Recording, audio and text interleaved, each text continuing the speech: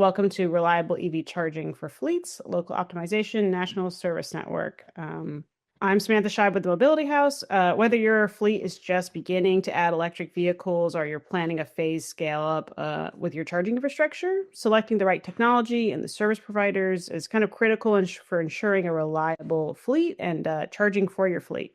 So we're excited to be joined by Kristin today. She's the transportation supervisor at Pine Valley and Cassadaga Valley Central School Districts in New York. We have Jose with Jose is integrated gas business and aftermarket sales account manager with Cummins, and we have Taylor Sayward, account executive for schools at the Mobility House.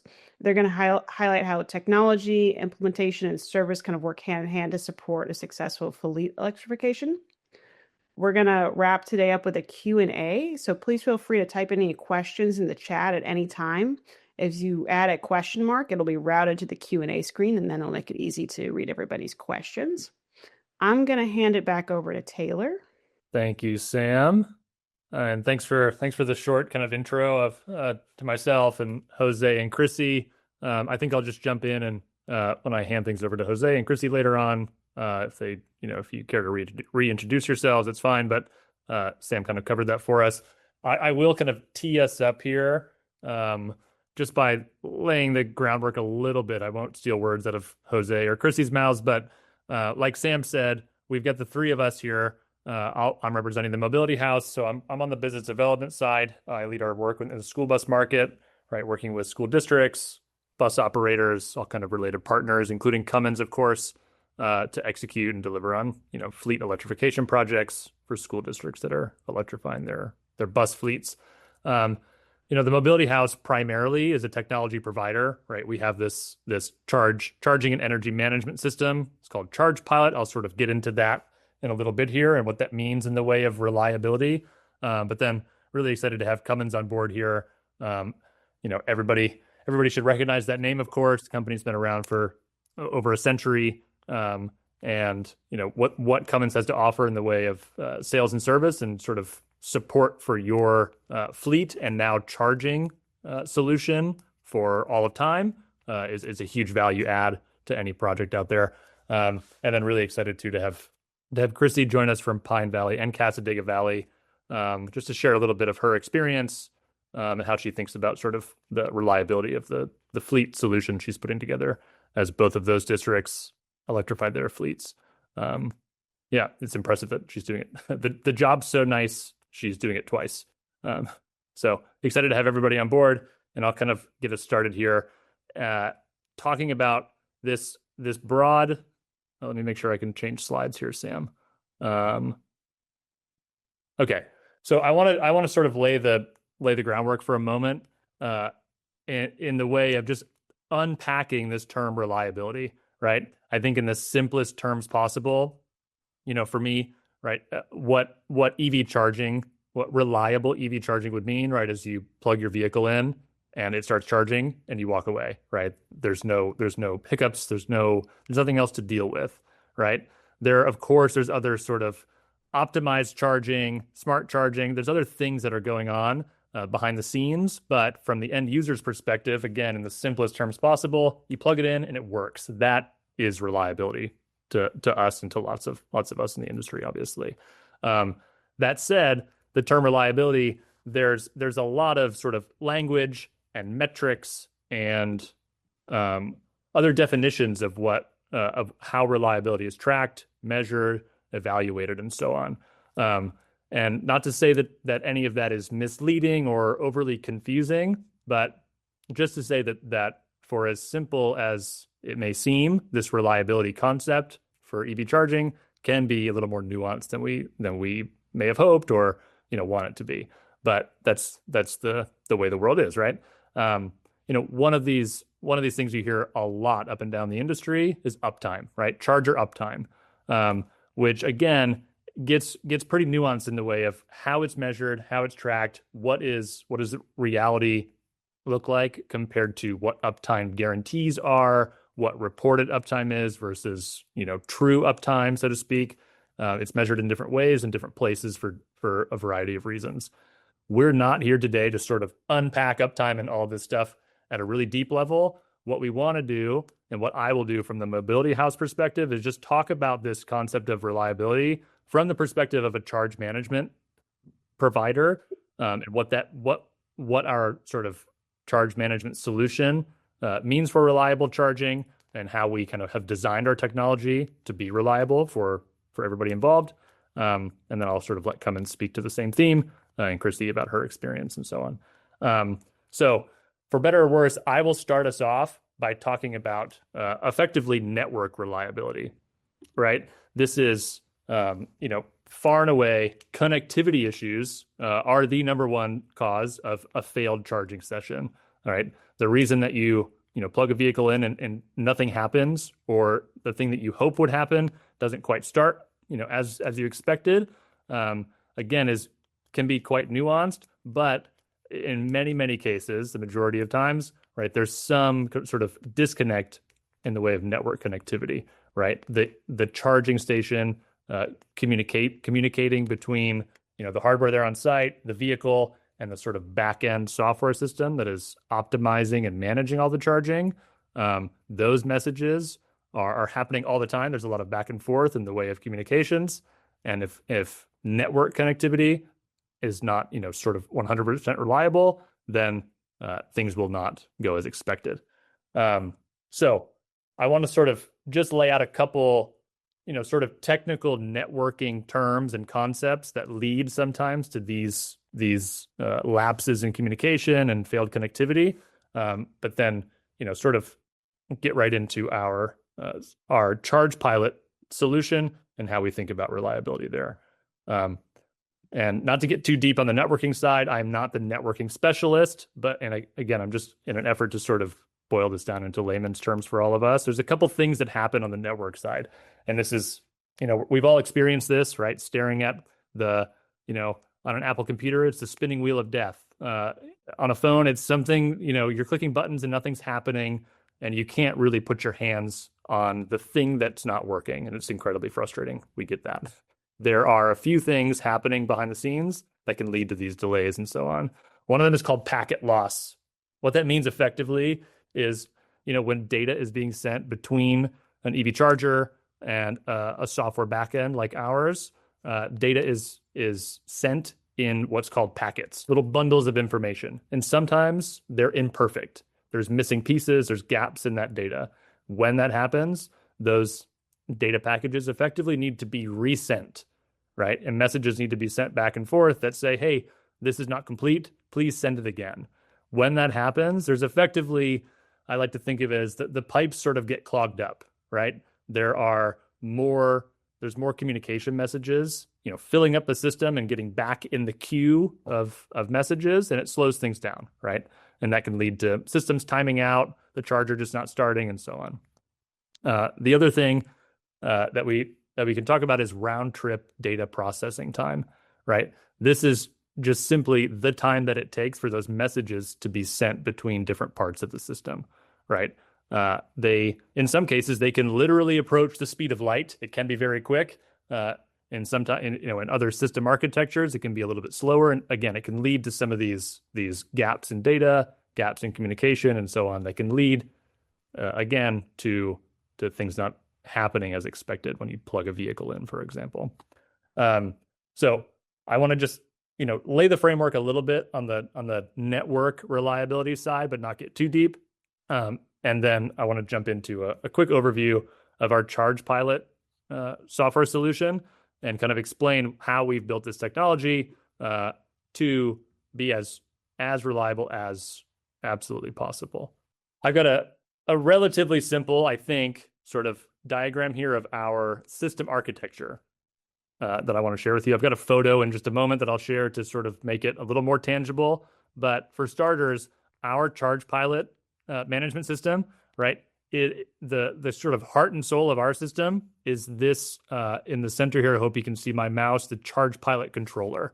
So our system, the intelligence lives on this small device that will actually be physically on your site, at your bus garage, at the fleet depot, right there in the bus yard. That is where the intelligence lives. The optimizations, the algorithms, all of that good stuff is physically happening there on the device. And that device is in turn connected to each EV charging station in our kind of standard ChargePilot configuration with Ethernet cables, a hardwired connection between the brains of the operation and all of the assets on site, all the EV chargers in this case, right? So that is kind of right, like I said, this sort of the nexus of the operations, that device lives on site. There is, of course, a sort of a wireless connection between that controller and our backend that simply enables our end users, our customers, to have a sort of web-based dashboard where they can see and control everything. But again, all of that really most critical optimization and all that intelligence actually lives on site physically there next to the EV chargers and the vehicles and so on. I'll advance to the next slide just quickly, just to show you a photo of this architecture in practice, just so you can get a better sense of this. So this is a site here in California. There's about 32 EV charging stations here, I believe, tied into this ChargePilot controller. This orange and gray box, again, this is like the brain of the operation. That lives here on site. You can see all of these black cables. These are Ethernet cables that are run, right? There's an Ethernet, a hardwired connection from controller to these Ethernet switches, which in turn send out a hard connection to each EV charging station. That is the means of communication between the brain here, so to speak, and all of the chargers on site. Very hard to sort of interrupt that connection, right? Lest a cable gets, cut or something like that. But again, there's a true physical connection between all the assets here. So I hope that sort of helps you understand the system architecture.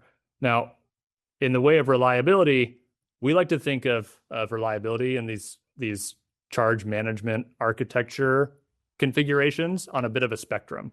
So what I just showed you and described is our standard ChargePilot system architecture, right? Well, in simplest terms, local optimization, right? That local device having the intelligence there on site, and hardwired charger connections, right? This is far and away the most reliable way to build a system for the EV chargers to have the management system there on site, controlling them, telling them what to do and when.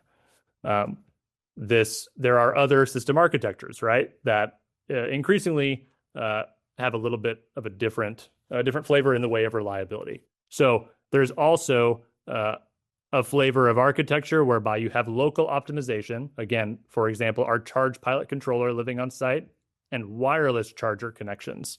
So this would mean, again, the intelligence still lives there on site, which is good, right? You don't want to wait for sort of a cloud-hosted system to sort of ping your site and tell chargers what to do.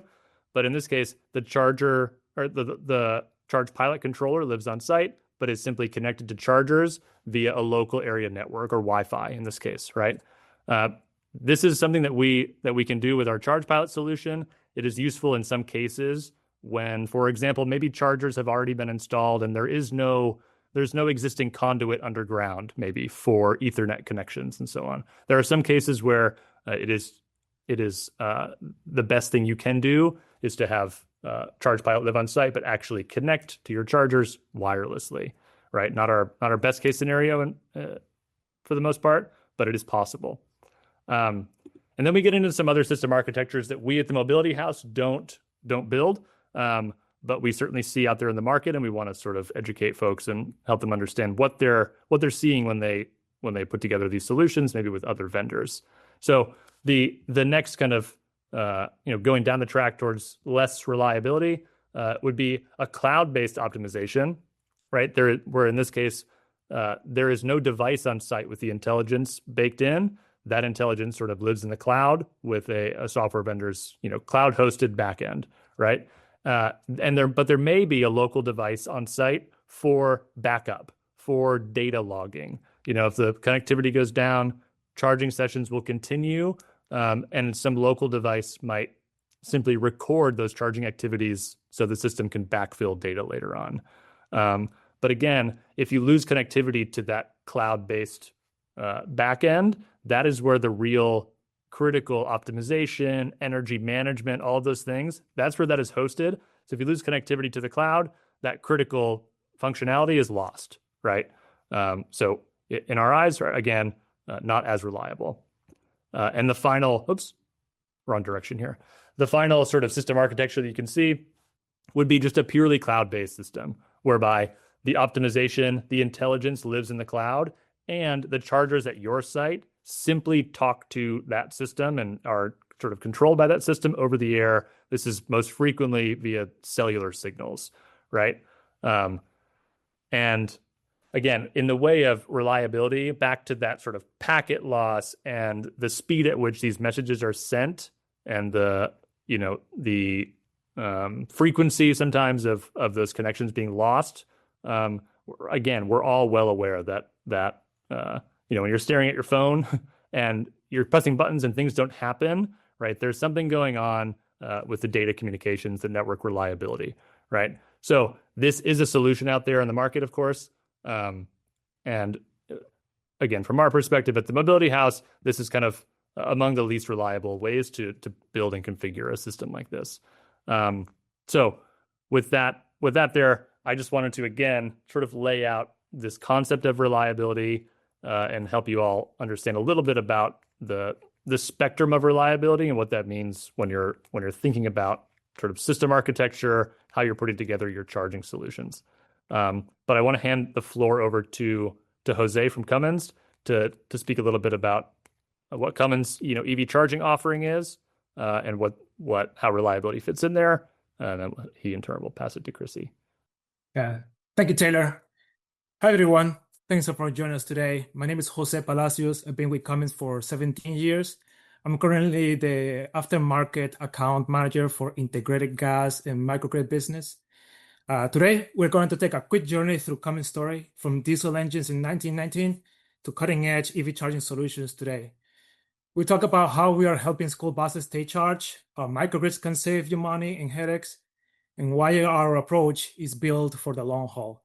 So grab your coffee, sit back, and let's dive in. Let's kick things off with a little history. Back in 1919, a banker and an inventor, William Irwin and Kristin Cummins, joined forces around a simple but powerful idea. Diesel engines could change the world. They weren't just dreamers, they were doers. Cummins took early diesel tech and made it reliable, practical, and ready for everyday use. It took 18 years to turn a profit, but they stuck with it. That grit and belief in innovation is still full us today. Fast forward to 2019, we celebrated 100 years of power and progress. Now, 160 years in, we are still going strong. What keeps us going? A commitment to innovation, dependability, and doing the right thing. We turn challenges into opportunities, and we're not stopping anytime soon. In the next 100 years, we are ready to push boundaries and deliver smarter power solutions for a world that's always evolving. In 2022, we introduced Destination Zero. It's our winning growth strategy, and it continues to be clear to us, and it's proving to be the right strategy for our customers, for the environment, and Cummins. Destination is our multi-solution approach that leverage advancements and solutions from both our core business and Etc. by Cummins business that does a few things. It meets our customers' varied needs. It drives real-world greenhouse gas reduction, and it grows our business. And Cummins is able to win this strategy because of our integrated suite of innovative technologies, strong partnership that we have built through the years and continue to build every day, a relationship with customers and knowledge of what is important to them, financial strength that allow us to invest in these solutions, and of course, our skilled global workforce that is now more than 70,000 employees worldwide. And all this position us to succeed and achieve zero emissions by 2050. Let's change gears now about our partnership with the Mobility House. Cummins EV Charging Solutions program was introduced to the Mobility House in 2023. We quickly identify shared values between organizations, particularly a strong focus on resiliency and dependability. The integration of the Mobility House ChargePilot system that Taylor just spoke into the Cummins products has proven highly successful, spanning applications from microgrid controllers to battery electric platforms. Our confidence in ChargePilot extends beyond our customer deployment. We actively use it at our own facilities within Cummins. ChargePilot is now a key component of our infrastructure portfolio and bundled solutions. We are proud to offer it as a part of our commitment to reliable, scalable electrification. We look forward to continuing our partnership with the Mobility House and building on this momentum for years to come. Now let's talk a little bit about real-world impact based on our current experience we have had and projects we have completed. Let's start with microgrids. You may or may not know what a microgrid is, but a microgrid is a localized energy system that can operate independently or in conjunction with the main utility grid. The EV charging, especially in critical fleets like school buses, microgrids typically include a primary power source and controllers and management systems. Of course, some cases you don't need a primary source because it depends on your local utility power. If they're able to provide fully, you might not need the microgrid portion. But we still, for the EV charging solution, we include the controllers. So your primary power source may include, when it's not the utility, may include your solar panels, your battery energy storage system, or your generator. In the controller side, the EMS or the CMS, besides the supervisory control and data acquisition controller as well. For bus fleets, this means improved uptime. Buses are charged and ready every morning. Cost savings, avoiding peak demands charges that are optimizing energy use can save district thousands annually. Sustainability, use of the solar or battery can cut emissions and support the environmental goals. Scalability, modular designs allow districts to expand their fleet without overhauling much their infrastructure. Why does this matter to school districts and municipal fleets? School buses require predictable, cost-effective charging to ensure daily readiness. Municipal fleets often operate across multiple sites with varied energy demands. Now let's talk about Cummins offerings for your fleet electrification. These are on a high level, different hardwares that we have developed in-house or through strategic partnerships. Starting with electrical power generators, as you know, Cummins is known for that. We offer a complete range of electrical power, powered by natural gas, propane, or diesel fuel, and the power goes between 2 to 3,500 kW, designed for both mobile or stationary applications. Battery energy storage system, this is one of our new products. We offer containerized solutions designed to be modular or scalable. Integrated power system solutions, with the partnership with the Mobility House, this is part of it. We offer a fully integrated power system solutions, including system-level controls, power management modules, switchgear, transfer switches, or remote monitoring systems. EV chargers, another new product we have been offering. We have a comprehensive portfolio of EV chargers for fleets, commercial operations, and public infrastructure, from level 2 chargers to ultra-fast level 3 chargers. And finally, the unmatched support. With the time that the company we have branches across United States ready to support you in your deployment. What sets us apart from competitors? Our ability to unify these technologies into resilient, scalable, and future-ready ecosystems, backed by over 100 years of engineering excellence and a nationwide service network, and a deep commitment to customer success. Whether powering remote sites, electrifying fleets, or enabling grid independence, Cummins is a trusted partner for the next generation of energy. Now going to my final slide here, I want to talk about reliability and the main purpose for this webinar here today, and how Cummins can help you with that. Reliability through equipment, installation, and support. Why reliability in deployment matters. So for school districts and municipalities transitioning to electric fleets, the reliability of charging infrastructure isn't just about the technology. It's about the entire life cycle of the solution, from initial planning and installation to long-term service and upgrades. Cummins ensures that every step is executed with precision and backed by dependable support. First, we have the concurrent management, project management. Cummins applies a concurrent management approach to EV infrastructure deployment, which means multiple phases of the project, design, procurement, installation, commissioning, training, are managed in parallel rather than sequentially. And sometimes it has to be sequentially. So this results in faster time to operation, minimizing delays by coordinating teams and tasks simultaneously. Integrated planning, so that helps with the electrical and the mechanical scopes of the project to be aligned early and avoid rework. Risk mitigation, early identification of site-specific challenges ensures a proactive solution. Customer collaboration, Cummins works closely with fleet managers and local contractors to ensure alignment and transparency throughout the project. Since Cummins support the project, the information is in-house and can be shared with the aftermarket team during the support cycle. Second is the equipment reliability. Cummins charging solutions are designed with durability and uptime in mind. Industrial-grade components or chargers and microgrid components are built to withstand harsh environments. Interoperability, that's where ChargePilot comes in. It integrates with our wide range of charger brands and energy sources, ensuring flexibility now and in the future.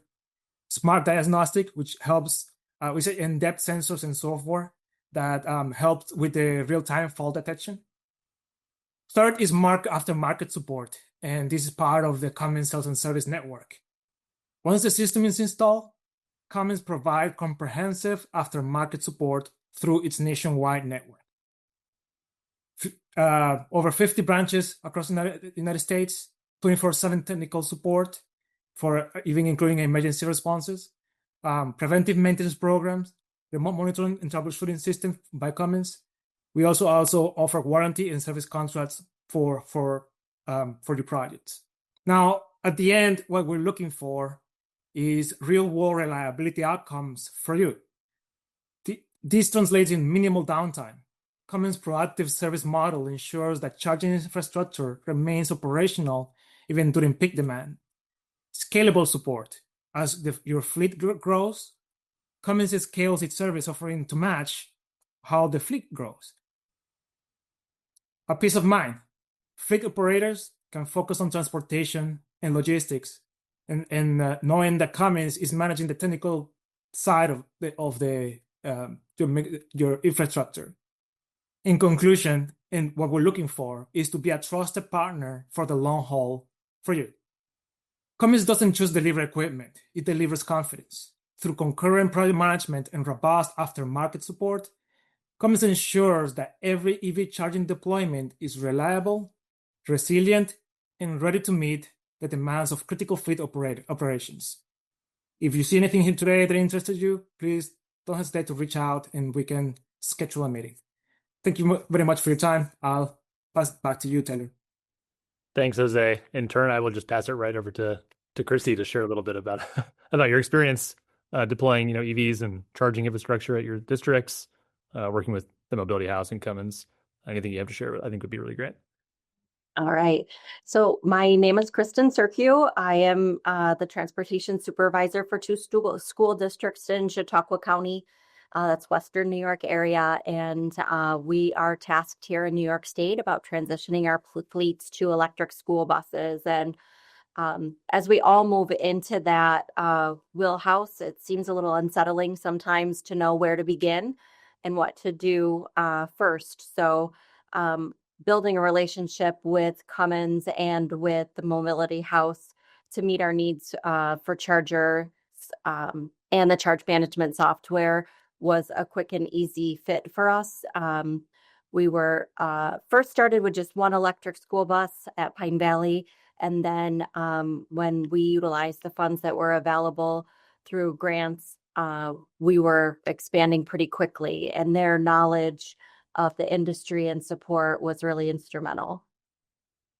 And so it wasn't right out of the gate that we built this relationship. It was a lot of digging and learning on my part and reaching out through the vendors and through the industry just to see where to go next. And then once it was recommended that Cummins was involved with another neighboring project and could be able to help us, we did seek them out to see if they could support our project with the districts as well. And we've had nothing but success since then.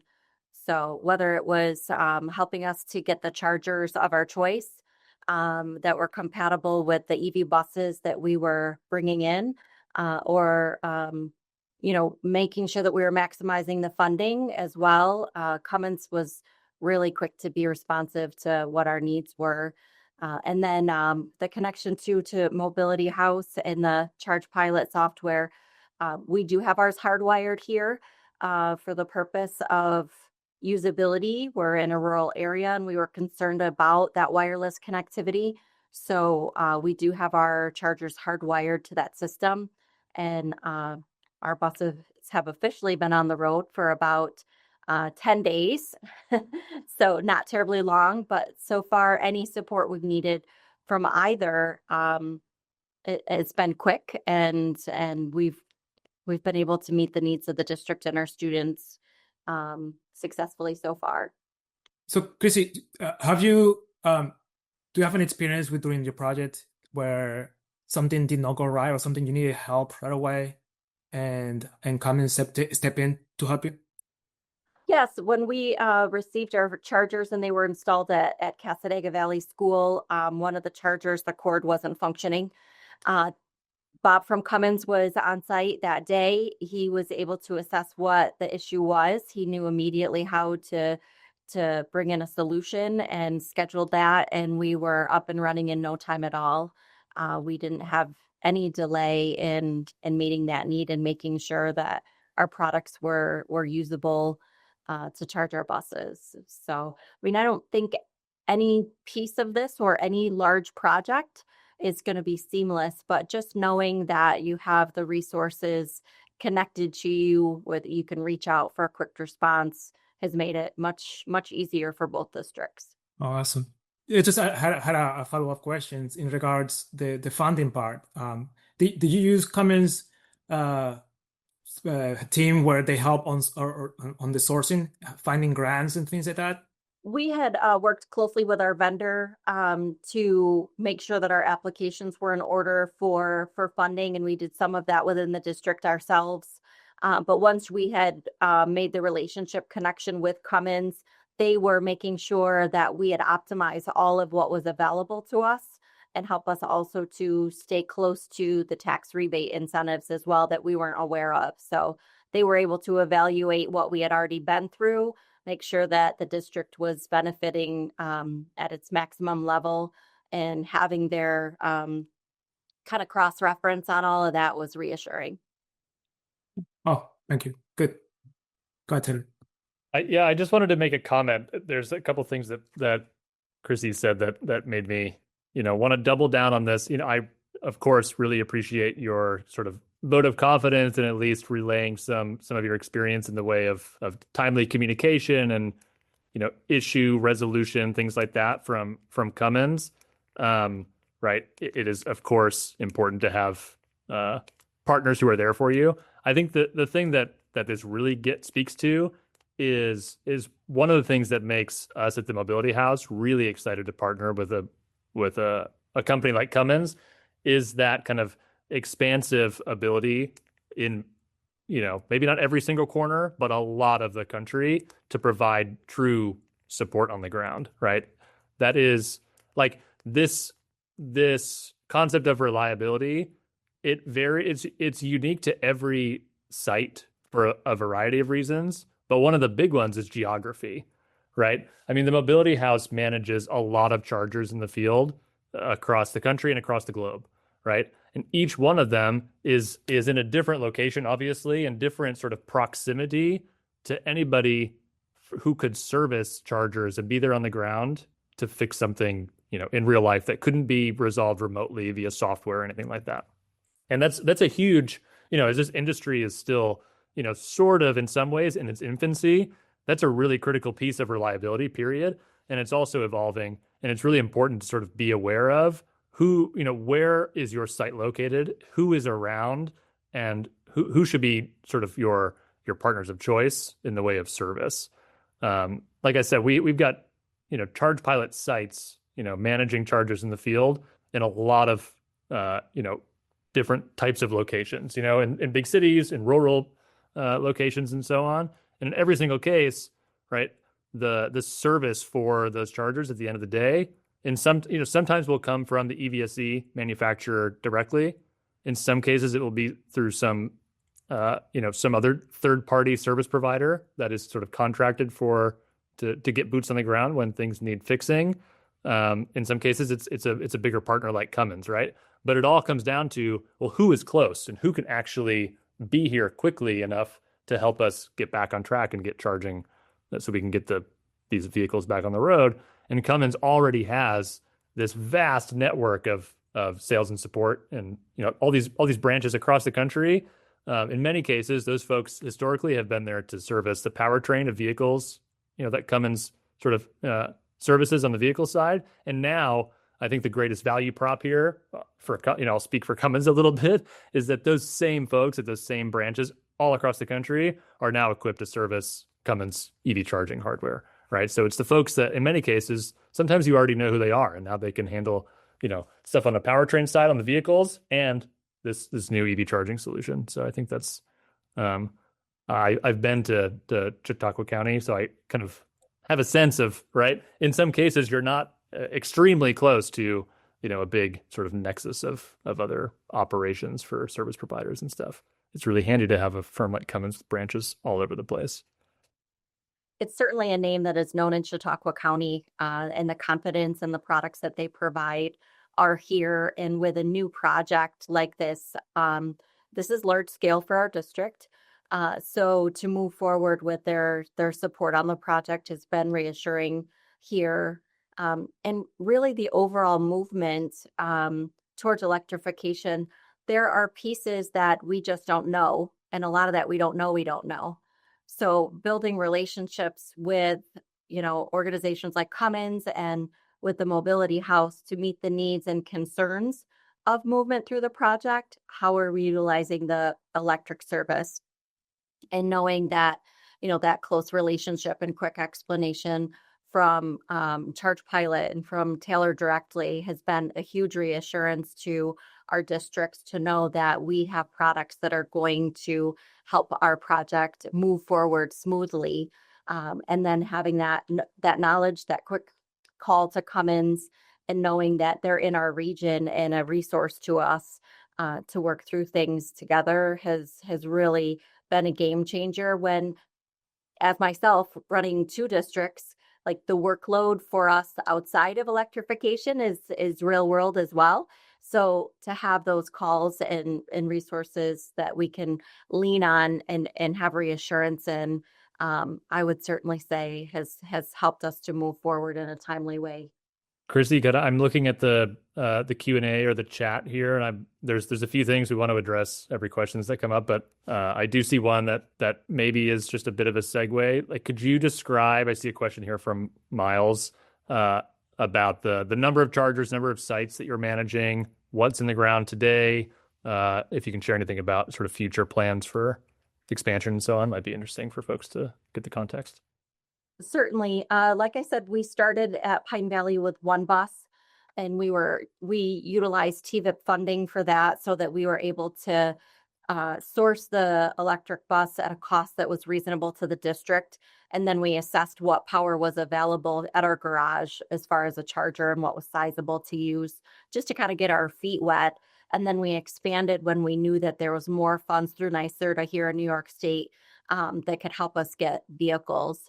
So we went from 1 bus at Pine Valley to 2, and then we just added 8 more because of the funding we were able to use through NYSERDA and the EPA.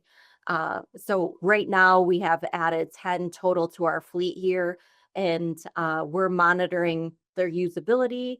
We're keeping track of, where our next steps are, and we're cautious about our fleet rotation moving forward. In New York State, we have to meet that goal of a fully electric fleet by 2035. So we have laid out a plan for how best to move forward with funding and on our own budgetarily in the district to know what's best. We are at an advantage because we have had quite a bit of funds available to us. So there was comfort in knowing that those resources were available now, and we didn't want to waste any time making sure that we were maximizing that as the deadlines moved forward of when we needed to be electrified. At Cassadaga Valley School, we did the same thing. We went through NYSERDA for eligibility for funding, and we have 4 buses that are functioning there. We're working on upgrades to our transportation facility and the electric services there. And we have a close relationship with both power companies as well, staying attuned to what our needs are and making sure that the services will stay where we need them to be for a full electrification at both locations. We're pacing ourselves into this in a way that we think is responsible for our students and for our taxpayers as well, to make sure that we're, just really learning as we go, but also working to meet those deadlines at the same time. And so it's been a challenge sometimes, but, once the legislation was put into place, we knew that it was time to respond and move.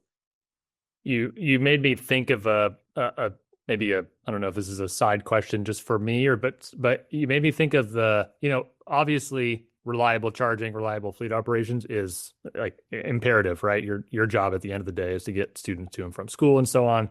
But also, the laundry list of funding sources and things like that led, these districts, your districts, Chrissy, to enable these deployments and so on. A lot of them come with reporting requirements at minimum, which in turn really just mean like these vehicles need to be in service. They need to be used, right?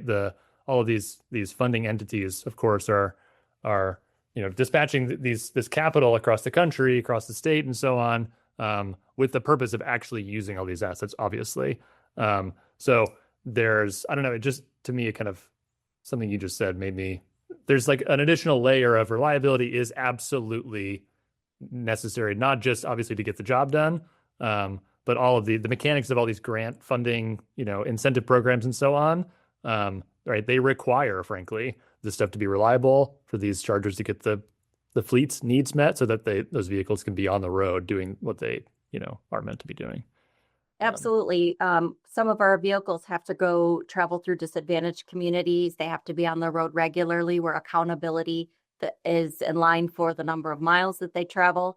So having the confidence in the chargers that we were able to source, and knowing that they were going to do the work we needed them to do, and if we ran into trouble, that we would be able to get support right away to keep those vehicles on the road for us. I'm looking, again, I'm kind of maybe going back and forth a little bit between the chat and the Q&A here, trying to weave a nice thread for us. Can I ask a couple? Actually, I see. So in the Q&A, Jay asked a question. Do you find it better to have a charge session start as soon as a bus returns to the bus yard instead of a timed session, maybe starting a session later in the evening or something? This way you can ensure the charging session has actually started successfully. I have some thoughts on that, but Chrissy, maybe I'll ask you what in the couple of weeks since things have kicked off there at Pine Valley, Cassadaga Valley, what's the current methodology there? What's in place?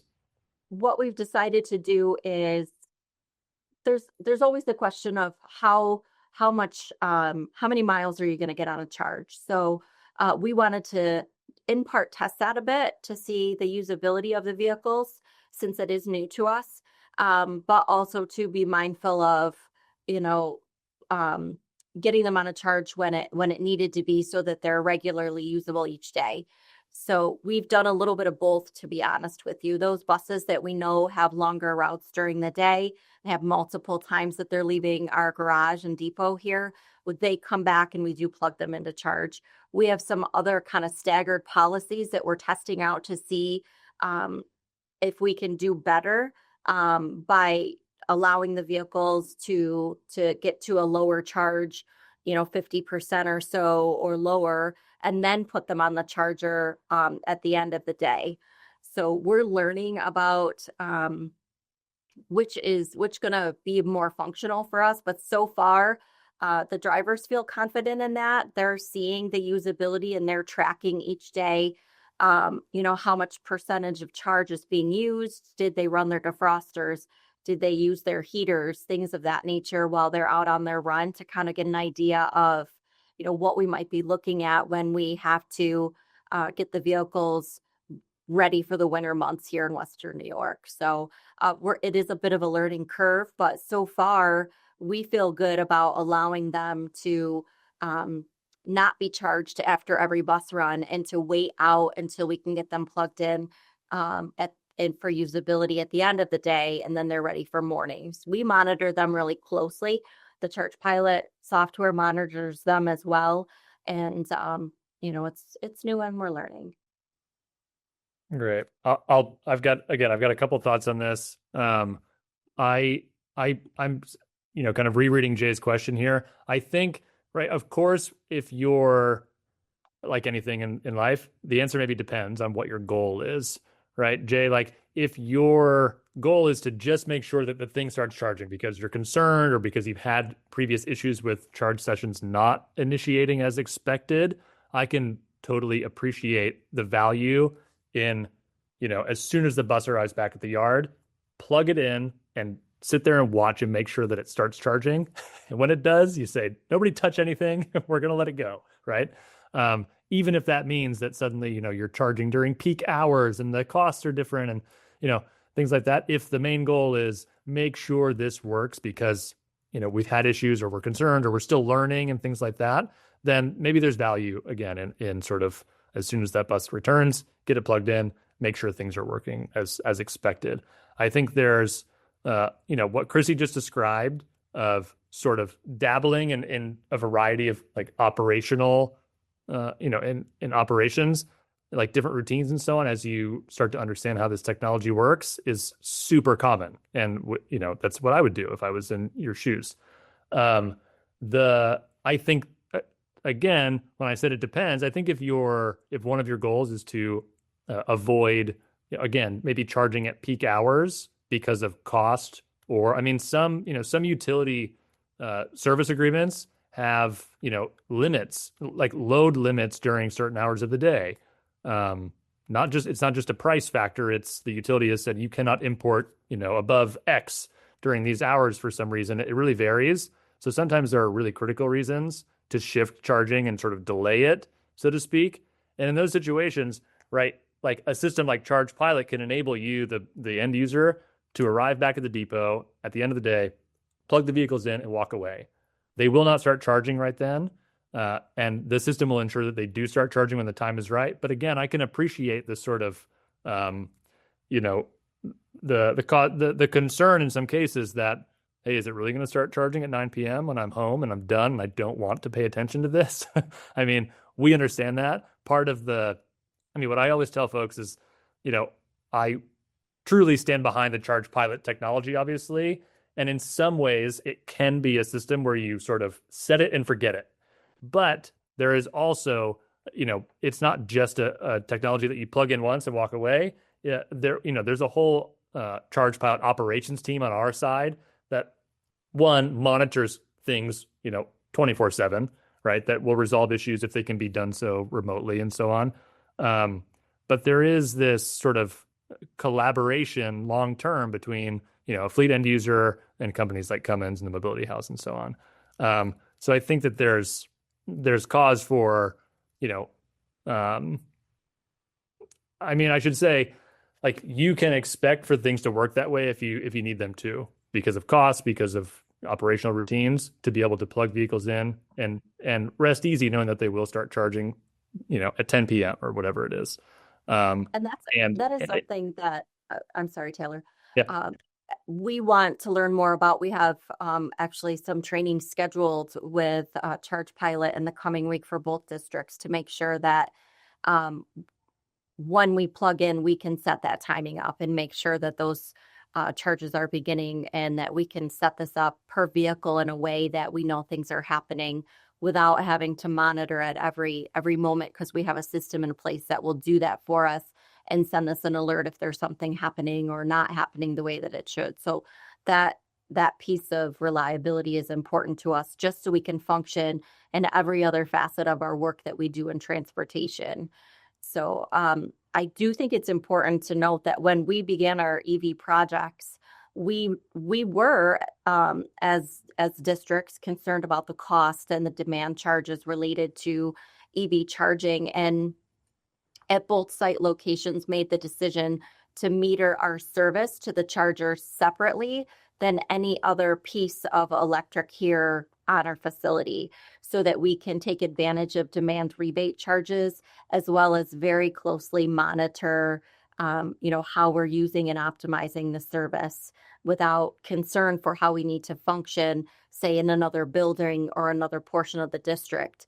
And that was very confidence building for what we're doing overall as well, to know that those were isolated meter charges, and usages. Mm-hmm.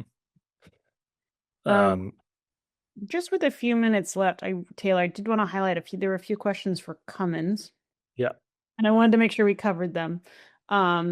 So there's a couple. It's are Cummins EV chargers BABA compliant? That would be Build America, Buy America. I know Cummins, you also have not only a partnership with us, the Mobility House, but a partnership with Autel, a EV charger manufacturer, and Heliox, a Siemens business, which is also a charger manufacturer. Yeah, that's correct. We do offer BABA or BABA compliant EV chargers because, I think somebody else commented that these are indeed Auto white label chargers. So yeah, the answer to that question is yes. And then there was a second question was, how do schools purchase Cummins chargers? Are they on a state contract, or does the district need to go through a bidding process? So we have a contract through Sourcewell. You may or may not know about Sourcewell. You can visit the website sourcewell.org. Many schools purchase two Cummins using that resource without going through a bid process. If you're not a member, you can be a member. But Cummins has had a lot of business through different governmental offices thanks to Sourcewell. Mm-hmm. And I there's the sort of state contract landscape is there's more to it than I fully understand, but I believe that the New York state contract, for example, in fact, like piggybacks effectively Sourcewell. So it's a bit of both in the way of state contracts too. I'm sure it's not the case in every state, but I just happen to know that about New York at least. And Taylor, the Mobility House, we are now with Sourcewell as well. Yep, we are. Yeah. So ChargePilot is again under I believe, in fact, these Pine Valley, Cassadaga Valley projects went through, ChargePilot was all of this was sold through Cummins via Sourcewell. The Mobility House is also on a Sourcewell contract for ChargePilot and other chargers that we resell. And then I just wanted to make a quick note because I just wanted to make it clear that the Buy America compliant chargers that Cummins offers, that applies to both. It's true for both the DC chargers, level 3 and level 2 AC chargers. There's a variety of configurations and so on that can be Buy America compliant. Of course, again, please reach out with questions. Happy to follow up and talk fleet electrification with anybody who's interested. And many thanks to you all for taking the time to. Well, thank you to you guys. And thanks, Jose, and thanks, Chrissy, so much for jumping on board here. Yeah, much appreciated. Thank you. All right, thank you, everybody. Bye. Bye-bye. Thanks all.